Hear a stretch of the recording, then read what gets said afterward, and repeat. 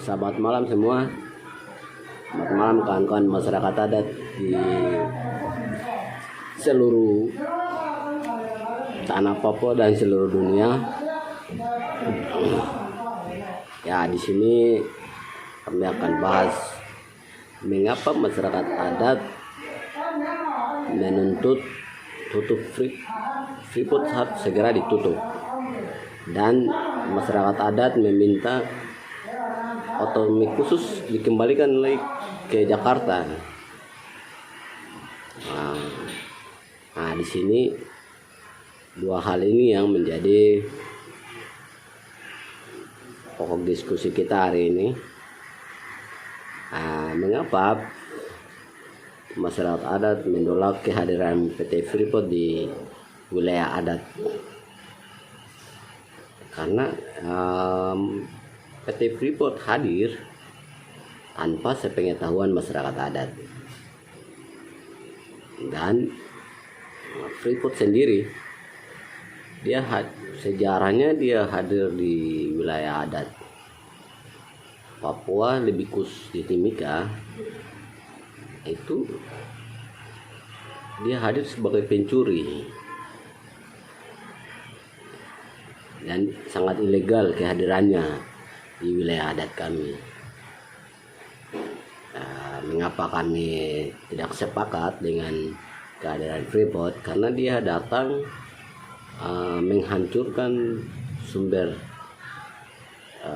kehidupan kami, sumber-sumber sakral kami masyarakat adat. Terus dia juga mengancam tatanan kehidupan, dan dia juga merampas hak-hak masyarakat adat sendiri. Dia juga bekerja sama dengan kolonial Indonesia untuk hadir di sini. Itu adalah kejahatan dari PT Freeport itu sendiri. Tidak ada dampak positif dari PT Freeport. Yang ada dampak negatif yang paling banyak itu yang PT Freeport berikan kepada kami masyarakat adat di Timika, lebih khusus dan lebih umum masyarakat adat di Papua. Terus PT Freeport sendiri juga dia hadir merusak tatanan kehidupan yang ada, terutama menghancurkan alam kami, sungai kami, ekosistem kehidupan, kebun kami, gunung, terutama Gunung Suci yang kami anggap, orang masyarakat adat Timika anggap itu bahwa gunung itu adalah gunung suci. Tapi PT Freeport hadir, dia tidak pedulikan itu. Makanya kami menolak itu. Dia bukan hadir sebagai solusi, tapi dia malah menjadi aktor kejahatan di Timika dan Papua. Itu PT Freeport. Terus kenapa? Jadi menurut kami PT Freeport tidak layak hadir di tanah Papua, lebih khusus Timika. Dia lebih baik keluar saja. Kita tidak menginginkan dia hadir di sini. Tidak ada dampak positif apa yang dapat masyarakat ada dapat dari PT Freeport. Yang ada dampak negatif yang paling banyak. Berikutnya, kenapa masyarakat adat perlu menolak Otsus? Poin kedua, Otsus sendiri hadir, ya itu juga untuk kepentingan kolonial sendiri. Kolonial Indonesia hadir di Papua, dan juga kepentingan PT Freeport sendiri mengakibatkan hadirnya Otsus. Tidak ada keinginan masyarakat adat menginginkan Otsus ada, karena kita lihat saja di dalam undang-undang Otsus itu paling banyak dibahas soal masyarakat adat. Nah, sekarang sudah 20 tahun Otsus itu ada. Apa yang dia berikan kepada masyarakat adat? Yang ada malah perampasan tanah adat. Masyarakat adat pun tidak pernah dilindungi oleh undang-undang itu. Malah undang-undang itu mendukung eksploitasi, penghancuran sumber daya alam, sumber-sumber hidup masyarakat adat yang dihancurkan. Kolonial semakin gila-gilaan, perusahaan semakin gila-gilaan di tanah Papua, militer semakin gila-gilaan di tanah Papua. Nah, itu dampak hadirnya Otsus. Jadi menurut kami Otsus tidak ada gunanya juga. Dia tidak menjawab apa yang diinginkan oleh masyarakat adat. Otsus sendiri juga tidak menjamin masyarakat adat dan wilayah adat. Jadi percuma saja dia hadir di ketika Otsus itu mau berlangsung atau tidak. Tidak ada gunanya. Lebih baik Otsus dihilangkan saja. Kembalikanlah ke Jakarta. Silakan Jakarta atur itu Otsusmu. Jangan kau paksa kami lagi masyarakat adat untuk lanjutkan Otsus. Kita tidak memerlukan Otsus. Hari ini kami tidak memerlukan Otsus. Hari ini kami tidak memerlukan Freeport. Hari ini juga kami tidak menginginkan kolonial Indonesia hadir di wilayah adat kami, karena negara Indonesia, Freeport, Otsus hadir. Nah, kalian datang tanpa pengetahuan kami, dan kami juga tidak mengizinkan kalian ada di wilayah adat kami. Lebih baik kalian angkat kaki sajalah dari wilayah adat kami, karena kalian tidak mampu menjawab dan tidak mampu memberikan solusi buat masyarakat adat dan wilayah adat.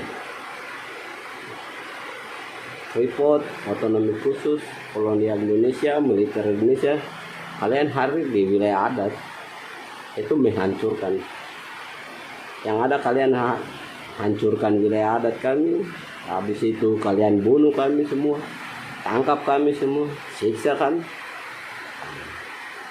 Baik ya, kalian pulanglah ke wilayah kalian masing-masing. Jadi Otsus tidak menjamin, dia tidak menjawab.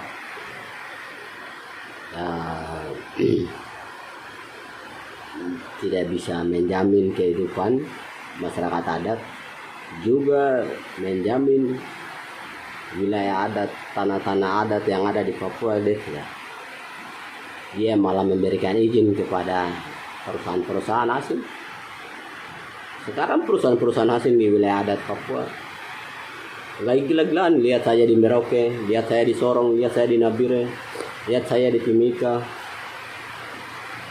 lihat saja di Bintuni. Jadi solusinya adalah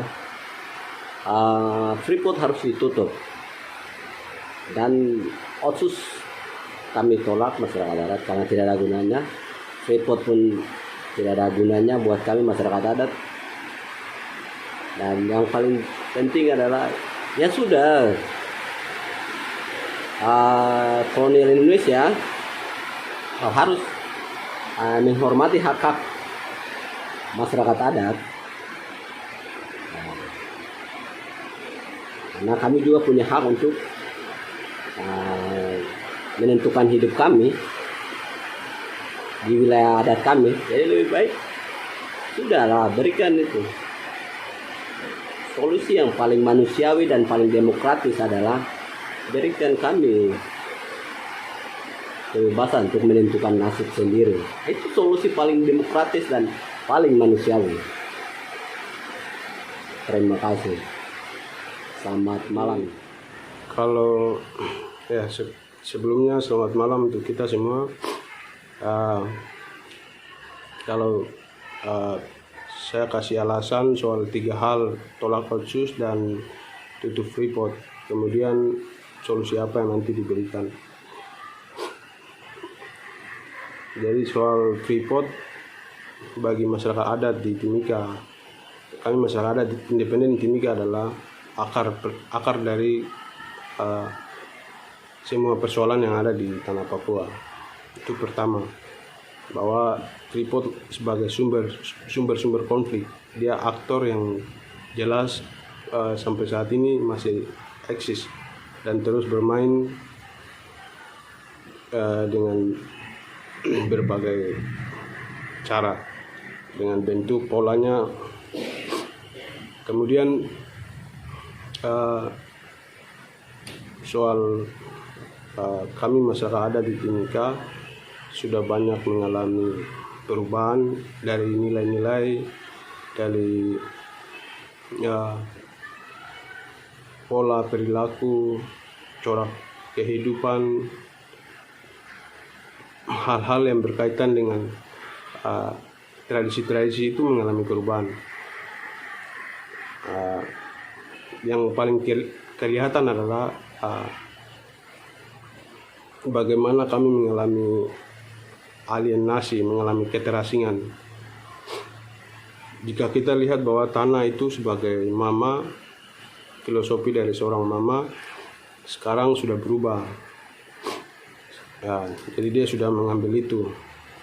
Jadi ketika hadirnya di Freeport, dia mengambil tanah itu. Jadi mengalihfungsikan tempat-tempat yang disakralkan, tempat-tempat yang jadi kebun, tempat-tempat yang jadi tempat wilayah-wilayah perburuan itu diambil alih. Jadi dia masuk, dia patok dan dia bilang ini wilayah perusahaan, tidak boleh ada aktivitas. Sampai saat ini masih terjadi. Itu yang di wilayah-wilayah bagian area Freeport yang bisa jelas terlihat. Kemudian masuk ke wilayah-wilayah bagian pesisir, pendangkalan,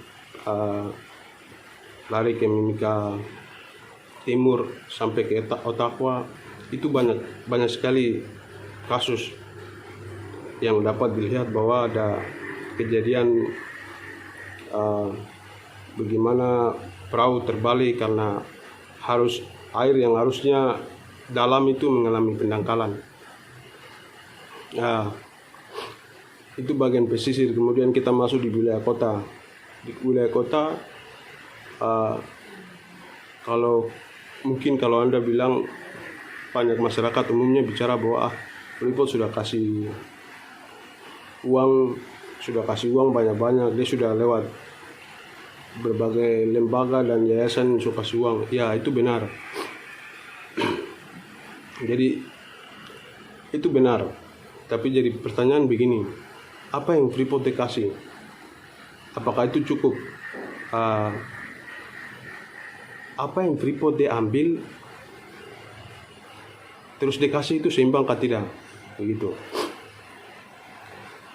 Jadi 1 ton dalam itu truk yang dong bawa angkut tiap itu berbagai kandungan bawa keluar, dengan kita yang masyarakat, bahkan intelektual pejabat ini tidak paham. Sehingga tidak bisa kita hanya mengatakan bahwa sudah dikasih. Freeport sudah tanggung jawab, kasih sekolah, kasih ini, kasih itu.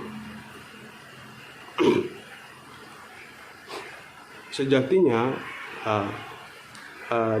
uang-uang itu dikasih juga tidak dengan sendirinya. Jadi itu hadirnya uang-uang itu, di sini bilang dana kotor, dana 1%. kehadiran dana 1% itu dengan berbagai mati-matian gejolak berdarah-darah di Amungsa ini sekitar 1996 itu korban di atas korban. Berbagai area Freeport itu dipalang oleh masyarakat sekitar yang bermukim di wilayah Koamki Lama, Koamki Baru, yang punya tempat-tempat yang harusnya mereka bisa akses ke area perusahaan tapi dilarang. Kemudian mengalami kejengkelan, kemarahan itu disimpan akhirnya 1996 itu salah satu cara masyarakat mengamuk, melakukan pemberontakan terhadap perusahaan ini. Kemudian itu hadir dana kotor itu. Jadi artinya bahwa perusahaan ini dia ketika masuk, pertama dia tidak bicara, dia tidak minta izin, dia tidak melakukan sebuah kesepakatan dulu terhadap masyarakat. Paling tidak bicara izin dulu, begitu. Dia datang dengan alat-alatnya langsung melakukan pengambil alihan, melakukan eksplorasi. Setelah masyarakat tahun-tahun 1977 itu ada pembakaran di area perusahaan, di jalan-jalan perusahaan ada pemalangan dan lain-lain. Kemudian terakhir di 1996, itu puncaknya masyarakat mengalami kekecewaan terhadap perusahaan ini. Walaupun waktu itu situasinya dalam zona merah ya, di bawah rezim Soeharto.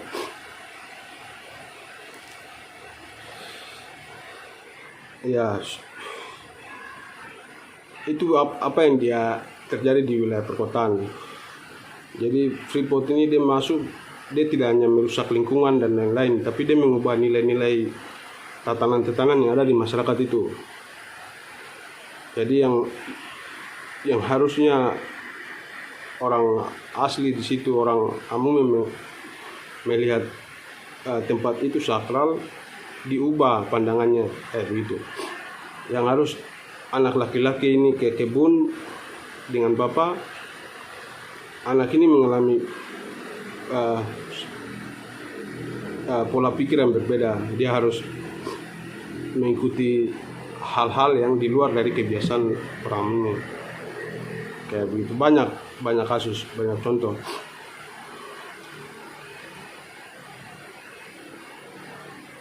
Kemudian ketika kita bicara soal sumber-sumber konflik tadi, Freeport kemudian masuk negara, dua aktor ini. Jadi negara dan Freeport ini bekerjasama membuat kesepakatan rahasia dan melakukan eksplorasi, kemudian menghancurkan wilayah adat orang Amime. Itu pertama, dua aktor itu. Kemudian kita turun lagi, aktor-aktor lain di sini bisa kita lihat bahwa ada arus imigrasi yang besar, kemudian hadirnya pendatang-pendatang memunculkan persoalan-persoalan baru di masyarakat adat. Jadi beberapa kasus yang kami temukan di Timika ini menjadi bisa dilihat bahwa ada ketidaksukaan antara suku ini dan suku ini. Suku pendatang punya masalah dengan pemilik orang asli di situ, Kamoro dan Lamune. Jadi mulai muncul konflik tanah komunal, tanah adat itu dia dijadikan tempat-tempat migran, tempat-tempat yang usaha-usaha dari para pendatang ini. Ini aktor-aktor yang dibawa dari aktor-aktor yang di atas, dua tadi, negara dan Freeport. Jadi negara hadir lewat dia punya kebijakan-kebijakan, otsus, kemudian migrasi dan lain-lain. Di sini kelompok-kelompok ini, aktor-aktor ini seperti tadi pendatang, mereka yang sebenarnya hadir sebagai pedagang, kemudian guru, pekerja-pekerja pemerintah, mereka yang status khusus itu, mereka datang kemudian hidup lama-lama kelamaan menjadi menjadi bagian dari dalam masyarakat. Kemudian di sini mulai muncul konflik antara mereka. Di sini kita bisa lihat bahwa ada keterkaitan dengan konflik di atas, di mana ada satu garis naik. Itu yang dapat bisa kita lihat, kita sampaikan bahwa kalau kita di dalam keluarga punya masalah tanah dengan orang lain, pendatang di sini atau mungkin dengan sesama Papua, itu karena memang ada aktor di atas ini yang buat begitu. Sehingga kenapa menjadi solusi bahwa sudah aktor dua ini harus diselesaikan dulu, dipangkas dulu, diselesaikan dulu. Orang harus dilawan dan dihapuskan begitu. Ketika ini dihapuskan, kita akan mendapatkan sebuah alternatif lain, terutama dalam mengatur persoalan-persoalan ini. Tanpa itu tidak mungkin. Jadi relasinya itu kelihatan. Sehingga kalau kembali mau lihat poin terakhir bahwa solusi apa yang harus diberikan, itu soal kami sepakat bahwa hak penentuan sendiri sebagai solusi demokratis, dan itu sudah dijamin dalam hak masyarakat adat di Dewan PBB, dan itu jelas poin-poinnya bahwa masyarakat adat secara sikap politiknya dijamin soal penentuan sendiri. Saya pikir demikian. Sekian dan terima kasih. Selamat malam, kami dari MAI Papua Wilayah Dayai. Kami sampaikan salam buat seluruh rakyat tertindas dimanapun saya berada di tanah Papua. Pada kesempatan hari ini kami bersama dengan kawan-kawan MAI di wilayah lain seperti di Timika, kami menyampaikan konferensi pers kami menyangkut pernyataan sikap kami terkait tutup Freeport dan tolak otsus. Oke, baik, kami dari wilayah Dayai, masyarakat adat independen, kami sepakat dan kami menyampaikan bahwa yang pertama, Freeport harus tutup dan selesaikan persoalan mendasar, persoalan sejarah rakyat bangsa Papua yang hingga sampai dengan pada saat ini gejolaknya masih ada. Yang berikut kami juga sampaikan, kami menolak otsus jilid 2 dan kami menuntut agar segera berikan ruang seluas-luasnya bagi rakyat Papua untuk menentukan nasib sendiri sebagai solusi demokratis. Oke, alasan kami menuntut untuk Freeport harus tutup itu, yang pertama kami berangkat dari sejarah, di mana asal-usul Freeport itu sendiri. Niat Freeport itu hadir di tanah Papua lebih khusus di Nemangkawi, Mimika, dan juga Freeport itu dipakai oleh negara untuk bagaimana ini menjadi Papua sebagai wilayah jajahan, dan juga klaim wilayah kependudukan dari masyarakat migran Indonesia di Papua, dan kependudukan invasi militer yang besar-besaran ke tanah Papua ini untuk mengamankan satu saham kapitalis, dan juga untuk mengamankan saham kapitalis di tanah Papua ini. Untuk itu kami sampaikan juga realitas Freeport itu sendiri hingga sampai pada saat ini tidak ada dampak atau tidak ada kehidupan yang lebih baik. Yang sampai dengan saat ini terjadi bahwa masyarakat adat di wilayah setempat itu hingga sampai pada saat ini terancam. Mereka termarginal, kehidupan pendidikan mereka, kesehatan mereka, tatanan sosial budaya, keharmonisan mereka dengan alam sekitar, lahan mereka, tempat perburuan mereka, segala-galanya dirampas habis, tercemar limbah hanya karena kehadiran Freeport itu. Akumulasi dari ini semua, dan kami melihat bahwa Freeport ini tidak menjadi solusi, tidak menjamin keberlangsungan hidup orang Papua atau masyarakat pribumi Papua ke depan. Ini menjadi malapetaka dan ancaman bagi masyarakat adat Papua hingga sampai dengan saat ini. Untuk itu, untuk kehidupan ke depan yang lebih baik bagi orang Papua atau masyarakat pribumi, kami sampaikan juga untuk segera tutup Freeport di tanah Papua ini.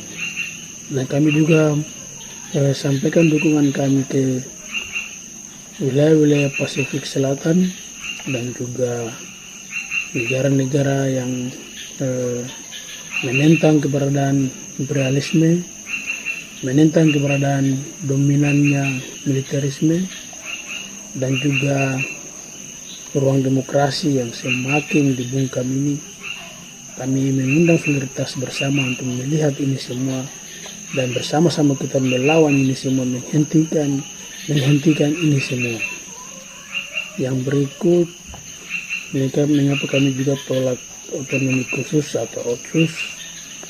Kami melihat OTKHUS ini merupakan sebuah paket yang diturunkan dari Jakarta atau negara kolonial ini untuk segala-galanya dimainkan di dalam. Yang iming-imingnya yaitu untuk masyarakat pribumi. Beberapa materi-materi yang ada di dalam materi OTKHUS itu sendiri, undang-undang segala yang ada dalam materi OTKHUS itu menjamin kehidupan yang lebih baik bagi masyarakat adat atau masyarakat asli Papua. Namun pada kenyataannya, pada implementasinya semua bertolak belakang.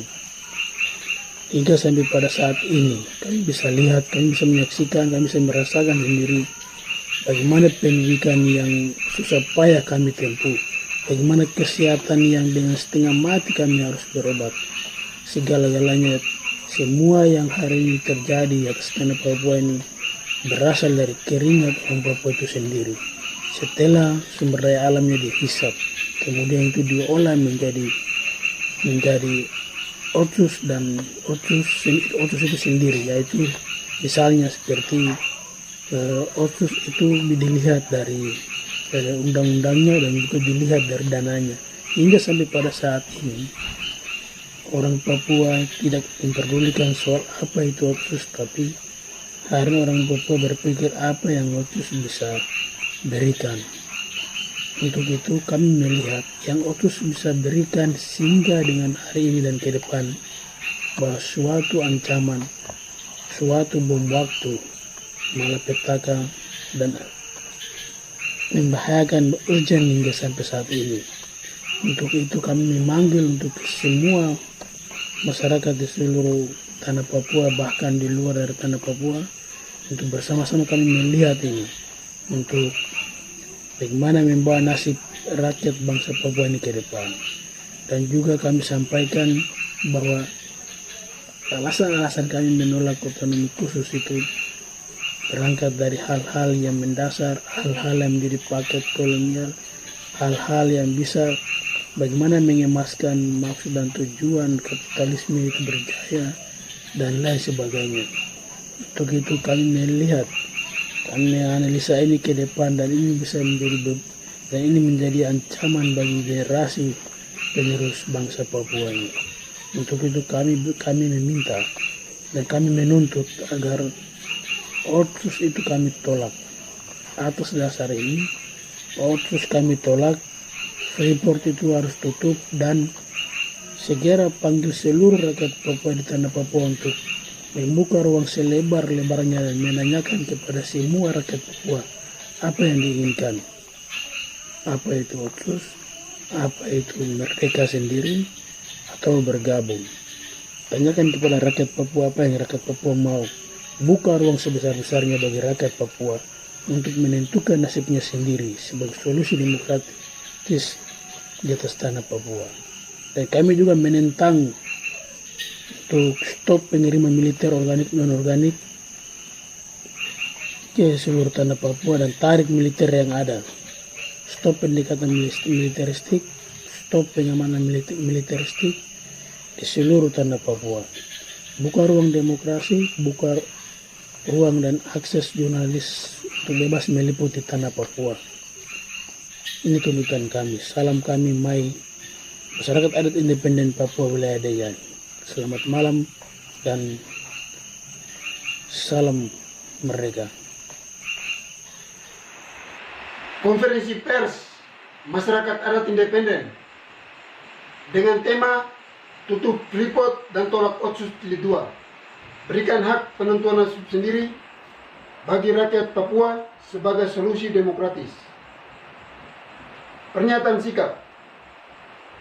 Status West Papua sebagai wilayah otonomi merupakan sesuatu yang keliru, yang didesain label otonominya diberikan oleh negara kepada masyarakat adat Papua hanya karena kepentingan ekonomi politik kapitalis. Sejarah mencatat, sejak dipindahkan administrasinya dari UNTEA ke Indonesia pada tanggal 1 Mei 63, tugas-tugas pembangunan merupakan kewajiban negara Indonesia kepada Nederland New Guinea, sebutan Papua saat itu. Selain kewajiban menyelenggarakan referendum di West Papua, negara pada saat itu justru melakukan musyawarah yang mensosialisasikan rancangan pembangunan 5 tahun. Soeharto bukannya membicarakan pilihan-pilihan dan aspirasi politik masyarakat adat Papua untuk berdaulat sendiri atau ikut Indonesia dalam pelaksanaan PEPERA penuntun rakyat. Prosesnya PEPERA ini telah ditempatkan di ranah hukum internasional. Hanya saja pada saat pelaksanaannya telah ditemukan cacat hukum, tidak demokratis, dan penuh tekanan intimidasi hanya karena kepentingan Amerika Serikat atas Freeport. Isu PEPERA 69 final oleh penguasa negara Indonesia telah masuk di setiap ruang dan pola pikir rakyat Indonesia, dan tanpa henti-hentinya terus memainkan propaganda medianya mengenai status West Papua yang keliru itu. PEPERA 69 tidak bisa melegitimasi kedaulatan hukum Indonesia atas West Papua karena dilakukan di bawah tekanan dan ancaman. Tidak demokratis, bukan one man one vote seperti yang ada di New York Agreement. Indonesia hanya musyawarah dengan alasan orang Papua belum siap. Dan pada saat itu PBB mencatat hasilnya tidak membuat resolusi apapun terkait integrasi Irian saat itu ke Indonesia. Atas dasar sikap itulah rakyat Papua masih melakukan perlawanan sikap dasar dari pemberian Otsus Jilid 2 kepada rakyat Papua adalah untuk merendam tuntutan kemerdekaan secara politik. Dari Undang-Undang Otsus Papua, dalam Undang-Undang Otsus Papua, kata adat disebut 109, adat istiadat hak wilayahnya 18 kali, kultur 5 kali, serta budaya 5 kali. Itu artinya Otsus itu tentang masyarakat adat Papua yang telah dilindungi dari deklarasi PBB tentang hak-hak masyarakat pribumi. Namun, Indonesia masih terus mempraktekkan pengisapan dalam 20 tahun Otsus Papua. Kekecewaan masyarakat atas masalah hutan dan hak tanah tak pernah berhenti. Konflik antara masyarakat dengan perusahaan dan pemerintah terjadi di banyak tempat di Papua. Seperti data Forest Watch Indonesia menunjukkan laju deforestasi di Papua. Pada periode 2000 sampai 2009, laju deforestasi di bioregion Papua seluas 60.000 hektar per tahun, meningkat 3 kali lipat pada periode 2009 sampai 2013 selama 171.900 hektar per tahun. Periode selanjutnya 2013-2017 laju deforestasi pun semakin meningkat jadi 189.300 hektar per tahun. Tata kelola hutan dan lahan dalam kerangka Otsus erat kaitannya dengan hak-hak masyarakat adat. Namun pada prakteknya semua kebijakan itu diatur oleh negara sehingga resolusi PBB diadopsikan oleh Majelis Umum PBB 61295, deklarasi PBB tentang hak-hak masyarakat pribumi ini dengan mudah diabaikan oleh negara. Untuk itu, masyarakat adat independen Papua telah menyatakan sikap menolak keberadaan dan keberlanjutan paket politik Otsus di tanah Papua. Sikap itu telah termanifestasi dalam petisi rakyat Papua yang sudah dan sedang digalang sebanyak 110 organisasi sipil. Salah satunya masyarakat adat independen Papua telah bergabung bersama rakyat Papua untuk mengawal petisi penolakan Otsus. Kepentingan eksploitasi atas Freeport dan perpanjangan Otsus di West Papua tidak menjadi harapan dan bukan impian masyarakat adat Papua. Namun, atas dasar kepentingan ekonomi politik dengan dimodali kependudukan militerisme agar membantu mengamankan. Berdasarkan itu, masyarakat adat independen dan seluruh rakyat Papua di tanah air West Papua yang terpisah menyatakan sikap.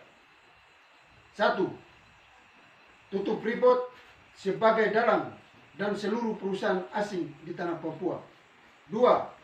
Tolak Otsus Jilid 2 dan mengutuk berbagai pertemuan yang membahas rancangan undang-undang Otsus secara sepihak tanpa melibatkan orang asli Papua dan tidak mendengarkan petisi rakyat Papua.